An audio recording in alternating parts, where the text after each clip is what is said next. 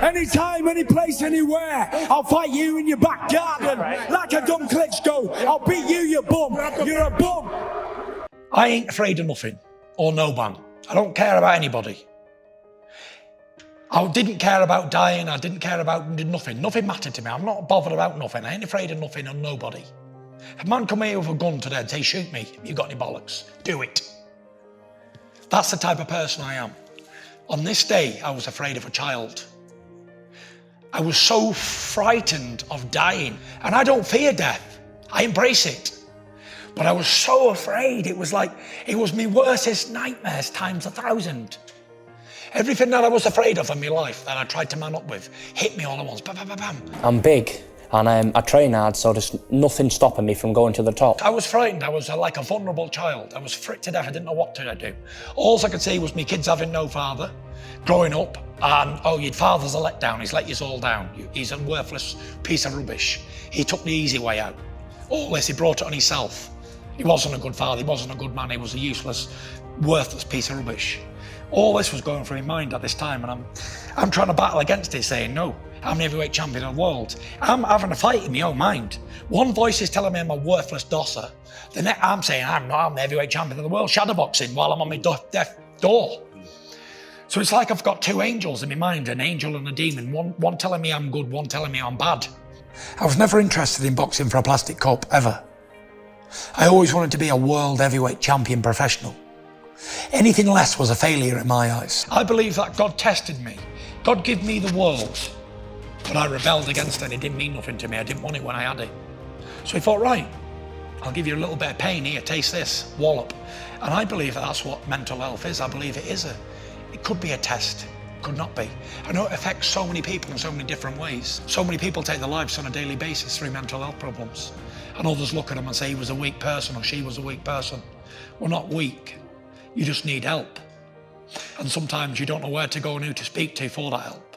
But when you're good enough and you've won all the world title belts, there's nothing else after that. When you're in that frame of mind, you're not yourself. It's not you, you're somebody else who I don't recognise. Shane's known me my whole life, but he didn't know me at that point. My dad didn't know me. He said, I don't even know you anymore. He said, you're not the same person. Who are you?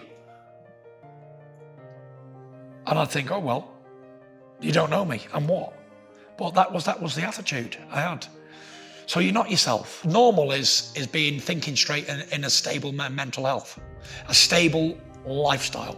Well, I believe there's a balance in life and it's a straight line. Normal people are straight like that and they might dip a little bit and come straight back up. People who suffer with mental health problems, their graph is like that. So how I manage mine is I give myself goals. I need to train on a daily basis. If I don't train for 2 days, I feel totally depressed. You need to stimulate the mind. And I think training is a perfect way to do it. Working out, exercising. Whether you can do a lot or a little, you must do something. I give myself short-term goals and long-term goals. And I plan things more now. Where if I'm just not got anything on the horizon, I tend to wander and my mind goes AWOL. But when I've got something on planned and I've got things going and I want to do this, this and this, even if it doesn't have to be big things, it can be small, tiny goals, what mean something to you as a person, as an individual, then that's what you need to do. That works for me, but what works for me might not work for the next person. But I'm very, very sure that working out and having a routine in your life is the answer for mental health problems. Having a family and having a supportive family, it helps a lot. But it's not just family. We don't choose our family, we choose our friends. Now, people may not have great friends, they might not have top friends, they might not have any friends.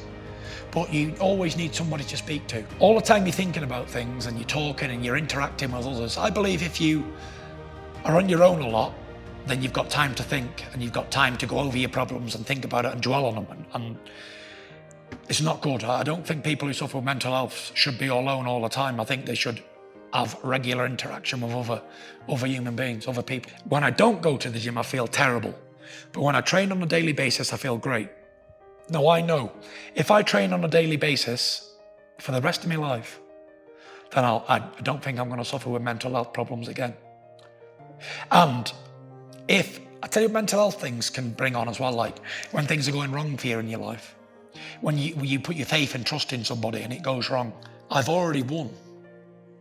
Because whether I agree. win the fight or not, I'm a winner. Because I've come back from every possible disadvantage to being healthy. I'm studying now 255 pounds in shape, in a mentally great place. And I feel so great. I've got a few marks on me, but I love it. I'm in the ring sparring, I'm struggling in the ring because it's so much not air, but I'm so happy that I'm in there and I'm like, I'm back doing what I love to do. And if I can help others along the way too, I know I've done a good job. And I'm not gonna stop inspiring people forever, because I know I've been through the worstest pain that anyone can ever feel, mentally as well as physically.